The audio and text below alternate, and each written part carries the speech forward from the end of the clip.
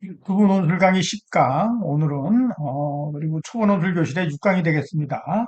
논술하시오 하는 글은 어떻게 쓰는 것인가 하는 거에 대해서 오늘 강의하겠습니다. 논술하는 글쓰기, 대입 논술 시험에서 가장 포괄적인 질문이 그냥 자신의 견해를 논술하시오 하라는 논제의 요구입니다.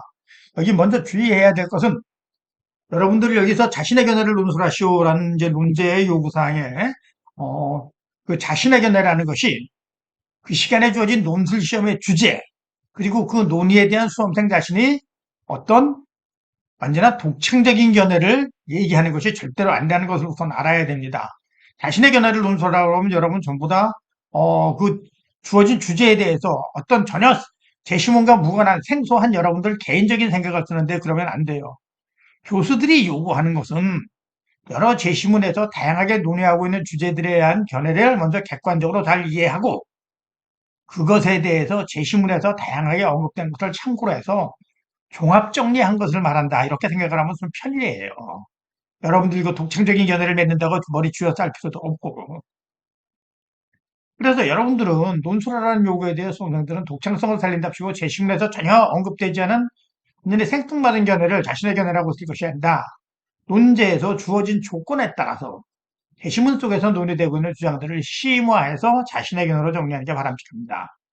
그리고 논술하시오 하는 것도 그냥 막연하게 논술하시오가 아니라 어떤 조건이 있어요. 제시문들을 참고하여, 제시문들을 바탕으로, 제시문들을 활용하여 이런 조건이 있습니다. 그 조건을 무시하면 절대로 안 되는 겁니다. 특히 대학에서는 언제나 제시문의 내용을 근거로, 참고로 활용하여 자신의 견해를 제기할 것을 제시할 것을 요구하지 조건이 없는 제시문과 동떨어진 견해를 요구하는 건 견해를 제시하라는 요구는 논제에서 절대로 나오지 않습니다. 명심해야 돼요. 그래서 자기 견해를 논술하라, 논술하시오라는 글을 쓸 때는 논제에서 주어지는 조건에 항상 유의해야 합니다. 앞에 나온 제시문들을 단순히 참고하여 자신의 견해를 논술하라고 했으면 제시문들에 나온 다양한 견해를 서로 절충해서 자신의 견해를 삼을 수도 있습니다. 그러나 어느 하나의 주장을 선택해서 자신의 견해를 서술하라고 하면 제시문에 나온 여러 주장 중에서 어느 것이 가장 타당하다고 자신의 견해를 분명히 밝히고 이렇게 써야 됩니다. 또 이런 두 가지 혹은 복수의 대안 중에서 하나를 택일해야 하는 문제에서는 자신이 택한 것에 대한 이유나 그 근거, 지지 등을 밝히는 것이 기본입니다. 그러나 이것만으로는 입체적으로 풍부한 답안이 만들어지지 않습니다. 그래서 자신이 선택한 것을, 자신이 선택하지 않은 주장을 그 비판, 뭐가 잘못됐다는 것까지 해야지 자신의 선택의 정당성이 더 강화되는 겁니다. 여기까지 하면은 가산점을 줍니다. 대학에서. 단순하게 자기는 어떤 주장이 타당하다고 생각한다. 왜냐하면 이러저러 하기 때문이다 해서 그 것이 아니다. 제시문보에서 말하는 이와 반대되는 이러한 주장은 왜 잘못되었는가까지 쓰면은 그러니까 자기가 타당하지 않다고 생각하는 주장에 타당하지 않은 점까지 써주면은 좋습니다. 그리고 선택이 아닌 자기 견해를 제시하는 문제는 주어진 제시문을 다양하게 활용해야 합니다. 실제로 논제에서 제시문을 또 말하지만 활용하여 주어진 글의 내용을 참조하면서 하는 요구가 나와요. 구체적으로 말하면 이제 무슨 얘기냐. 자신의 주장에 대한 논거의 근원을 주어진 제시문에서 끌어와야 한다는 겁니다. 당연히 제시문을 심층적으로 읽어서 그 이면에 담겨있는 필자나 투자자의 의도를 잘 추출해내야 되죠. 그것을 발전시키고 재가공하여 수용할 것은 수용하고 배격할 것은 배경하고 해서 자신의 선택을 정당화하는 논거로 이렇게 삼아야 됩니다. 제시문에 나온 얘기를.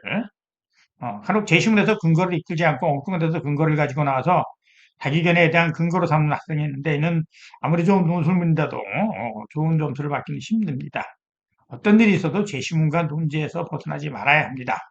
그래서 이것도 역시 잔소리는 그만하고 실제 예시 문제를 보고 그 다음에 이제 어, 그거를 가지고 논술하시오를 어떻게 쓸 것인가를 한번 얘기를 해봅시다.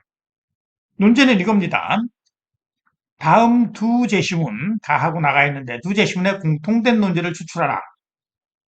그리고 그 의미에 대해서 논술하시오 하는 겁니다. 5, 600자 정도 쓰라는 예전에 이제 서강대에서 나왔던 문제인데 우선 제시문 두 개를 다 읽고 두 개의 공통된 주장이 무엇이다. 공통된 논지라는 건 주장입니다. 필자에. 그리고 그것이 어떤 의미가 있는가 하는 것에 대해서 논술하시오. 여러분 자신의 견해를 쓰시오. 하는 그런 겁니다. 게시문이 짧으니까 한번 간단히 우리 같이 읽어봅시다. 게시문 갑니다. 한 옛날에 옷을 입을 줄도 모르고 집에 거주할 줄도 모르고 불을 사용할 줄도 모르는 야만족이 열대 지방에 있는 그들의 고향을 떠나 이른 봄부터 늦여름까지 북방으로 이동하였다. 옛날에 원시인들이 그랬어요. 9월이 되어 밤에는 제법 추운 곳을 입게 될 때까지 그들이 더운 고장을 떠나서 이미 추운 고장으로 와버린 줄은 꿈에도 몰랐다. 추위는 날마다 더해갔다. 그 까닭을 알지 못하는 그들은 이리저리 도피하기 시작했다. 그들 중에서 얼마나 따뜻한 남쪽으로 되돌아갔다. 거기서 그들은 다시 옛 생활을 계속했다. 그리고 그들의 후예는 오늘날에 이르기까지 야만을 면치 못하고도 있다. 다른 방향으로 서져 방황하던 사람들은 그들 중 극히 소수만을 제외하고는 모두 멸망했다. 살을 애는 듯한 추위를 피할 길이 없던 일부 소수는 인간의 가장 높은 기능인 의식적인 발명의 능력을 사용하게 되었다. 그들 가운데 어떤 이들은 땅을 파고 구멍을 만들어 몸둘 곳을 삼았다. 어떤 이들은 오막살이야 잠자리를 만들기 위해 나뭇가지와 잎사귀들을 모았다. 또 어떤 이들은 그들이 잡아 죽인 짐승의 가죽으로 그들의 몸을 가렸다. 오래지 않아 이 야만인들은 문명으로 향한 가장 훌륭한 진보의 발걸음을 내딛게 되었다.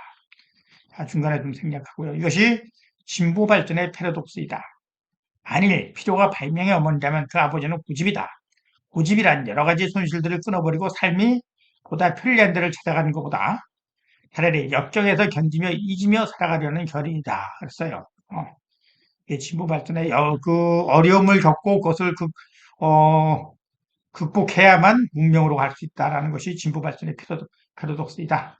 그래서 그 고집을 가지고 이렇게 역경을 견디어 이기며 살아가려는 것이 진보다라는 것이 이제 토인비 역사 연구에 나오는 그런 얘기인 거 아닙니다. 이제 제시문 가의 내용이었습니다. 자, 다음에 또 제시문 나를 봅시다. 제시문 나입니다. 1990년대의 소위 디지털 혁명은 두 방향으로 진행되었는데, 첫째, 기존 전자제품이 디지털 기술을 구현한 제품으로 대체되었으며, 둘째, 인터넷 소프트웨어, 통신, 전자 컴퓨터들의 기술적 융합에 기반한 전혀 새로운 제품이 출현했다. 디지털 기술의 이러한 등장은 기술 비약가들이 주장하듯 후발주자에게는 선발주자를 추격할 수 있는 기회가 된다. 실제로 디지털 기술로의 패러다임 전환기였던 1990년대 중반에 한국의 기업들은 여러 혁신적인 디지털 제품들에서 세계적인 리더로 등장하기 시작했다. 삼성과 LG는 관련 디지털 기술 영역에서 그 기술력과 라이선스에서 세계 최고의 지위를 누리고 있다. 또한 삼성과 LG는 1990년대 후반 이래 미국 또는 영국에서 가장 큰 시장 점유율을 갖고 있다. LG전자는 1997년에 디지털 TV에 필요한 핵심 칩셋을 개발한 세계 최초의 기업이다. 그러나 패러다임 전환기를 이용하여 선도 기업을 추적하고자 하는 기업은 다음과 같은 두 가지 위험을 접하게 된다. 첫 번째는 여러 개의 추정 가능한 표준 중에서 어떤 기술 표준을 선택할 것인가와 관련된 위험이며, 두 번째는 신규 제품 생산 기술을 선택하여 생산을 한 후 어떻게 초기 시장을 형성할 것인가 하는 위험이다. 디지털 TV와 CDMA를 개발했던 한국 기업들도 이러한 위험에서 자유로울 수 없었다. 음, 한국에서의 CDMA 셀룰러 폰 시스템 개발과 서비스 개시는 민간 합작으로 이루어진 가장 성공적인 경로 창출형 추격 또는 비약의 예이다. 한국 기업들과 정부 당국이 셀룰러폰, 이게 우리 핸드폰 얘기하는 겁니다. 셀룰러폰 시스템의 개발을 고려하고 있을 때 미국에서는 아날로그 시스템이 지배적이었고 지금도 지배적이랍니다. 유럽에서는 TDMA 방식의 GSM 시스템이 지배적이었다. 그러나 한국 정부는 주파수 사용이 효율적이고 고품질과 보안성을 경비한 CDMA 기술에 주목했다. CDMA 시스템 개발에 대한 불확실성과 한국통신, 삼성, LG와 같은 통신 서비스 제공업자 및 시스템 제조업자들의 심각한 우려 및 GSM으로 가자는 강력한 견해에도 불구하고 정보통신부와 전자통신연구소는 CDMA를 채택하기로 결정했다.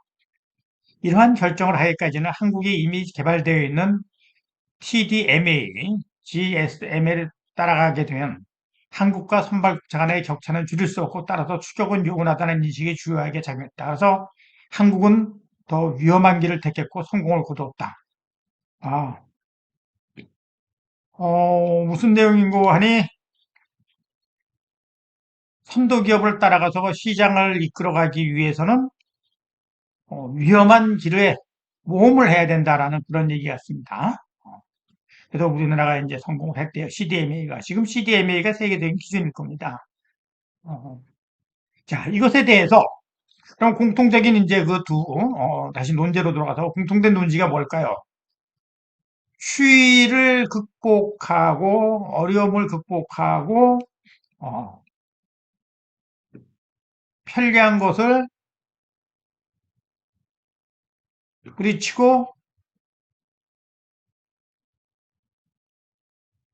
역경에서 이기며 살아가려는 결의에 따라서 진보가 이루어졌다. 이 얘기하고 하나는 새로운 시장 개척을 하고 영역을 개척하기 위해서 남이 안 하는 기술에 대해서 과감하게 선택 투자를 해서 성공했다. 어, 두 제시문의 공통된 논지는 성공을 위해서는 위험을 무릅써야 된다. 진보를 하기 위해서는, 성공을 하기 위해서는 어, 위험을 무릅써야 한다라는 그 내용 같습니다. 아, 근데 사람들은 그렇게 하기 힘들죠. 편한 걸 좋아하죠. 누가 이렇게 어려운 걸 좋아합니까? 어, 자, 학교의 해설을 한번 봅시다. 이걸 가지고 우리 어떻게 자신의 견해를 논술하면 될 것인가? 학교의 해설입니다. 가는 인류 진보의 역설적 상황을 보여준다. 야만에서 운명으로의 진보는 똑똑한 환경에 적응하는 목숨을 건 투쟁을 통해 이루어진다. 필자의 핵심 주장은 만일 필요가 발명의 어머니라면 그 아버지는 고집이다. 그 고집이란 것은 여러 가지 손실들을 끊어버리고 삶이 보다 편리한 데를 찾아가려는 것보다 차라리 역경에서 견디며 이기며 살아나가려는 결의이다라는 부분을 통해서 강력하게 제시된다. 나는 디지털 혁명기에 우리나라 상황을 보여줬는데 패러다임 전환기의 후발 기업은 존망의 위협을 감수한 투자를 통해서만 선도 기업이 될 수 있다. 디지털 기술의 등장은 기술 비약가설이 주장하듯 후발 주자에게는 선발 주자를 축적할 수 있는 기회가 되지만 이는 어떻게 초기 시장을 형성할 것인가 하는 위험을 수반하는 것이다. 한국은 CDMA 채택이라는 위험한 길을 채택고 성공을 거두었다는 것이 필자의 주장이다. 그래서 두 제시문은 공통적으로 공통된 논지입니다. 커다란 성공을 거둔 동시에 큰 위험을 수반한다고 본다. 즉 죽음을 무릅쓴 적응의 노력과 회사 존립을 위협하는 공격적 투자가 성공의 열쇠인 것이다. 우리가 그거 제대로 찾아냈네요, 아까. 큰 성공을 거두고 진보를 이루기 위해서는 위험을 무릅써야 된다. 자, 그래서 요걸 가지고 한 500자 넘어의 그 예시답안을 갖다 이제 한번 볼 텐데 앞부분은 요약하는 겁니다. 공통된 논지를 쓰라고 그랬어요. 그러니까 공통된 논지를 한 200자 정도 쓰면 좋을 것 같아요. 200자에서 250자 정도? 한 그 정도. 그래서 예시답안을 한번 봅시다. 두 제시문은 공통적으로, 이 말은 꼭 들어가는 게 좋아요. 공통적으로, 이제 공통 논지를 쓰라고 그랬으니까, 공통적으로 커다란 성공은 동시에 큰 위험을 수반한다고 본다. 제시문 가의 죽음을 무릅쓴 적응의 노력. 제시문 나에서 말하는 회사의 존립을 위하는 본격적 투자가 성공의 열쇠인 것이다. 제시문 가에서 야만에서 운명으로의 인류 진보는 혹독한 환경에 적응하는 목숨을 건 투쟁을 통해서 이루어진다고 말한다. 편리에 대한 안주를 끊고 역경에서 견디어 이기며 살아나가려는 결의가 성공의 요건인 것이다. 나는 디지털 혁명이라는 패러다임 전환기에 후발 기업은 존망의 위험을 감수한 투자를 통해서만 선도 기업이 될 수 있다고 주장한다. 한국은 CDMA 채택이라는 위험한 길을 택했고 성공을 거두었다는 것이다. 자, 여기까지가 일단 그 두 제시문의 공통된 논지고 그 공통된 논지가 제시문 가에서 어떻게 나타나고 또 제시문 나에서는 어떻게 나타나는가 하는 그거를 갖다 정리한 겁니다. 공통된 논지가 뭐다. 그래서 제시문 가에서 그것에 대해서 어떻게 나타났다 두 문장, 또 제시문 나에서는 어떻게 나타났다 두 문장 했고, 그 다음에 자신의 견해를 논술하시오 하는 봅시다. 많은 사람들, 대부분의 사람들이 성공을 꿈꾼다. 그러나 성공에 이르기 위해서는 수많은 난관과 역경을 극복해야 한다. 위험에 처했을 때 사람들은 자신이 가진 능력 이상의 성과를 가져올 수 있기 때문이다. 근거입니다, 바로. 여러분들께서는. 그러나 인간의 감정은 위험보다는 안정을, 불편보다는 편안을 선호하고 있다. 이러한 안정과 편안을 추구하는 관성적 사고에서 벗어나는 것이 진보와 발전을 가능하게 하는 것이다. 그러기 위해서는 실패를 성공의 과정으로 사고하는 개인적이고 사회적 인식이 전환이 필요하다. 이 마지막 문장은 참 좋네요. 그래서 이 성공을 기억해서 사람들은 일반적으로 편안한 걸 찾는데 이 편안한 거를 갖다가 극복을 하고 위험을 물었을 때 진정한 발전을 가져온다 하는 것에 의미를 쓰는 겁니다. 의미를 논술하시오 한다는 것이 의미가 무엇이다. 그러기 위해서는 또 어떻게 해야 되느냐? 실패를 하더라도 그것을 성공의 과정으로 사고하는 개인적 사회적 인식의 전환이 필요하다라는 이제 교수님의 답안이네요. 괜찮은 답안입니다. 잘 썼네요. 자, 그래서 우리가 지금까지 어,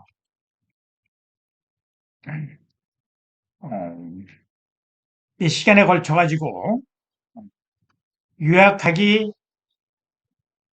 분석하기,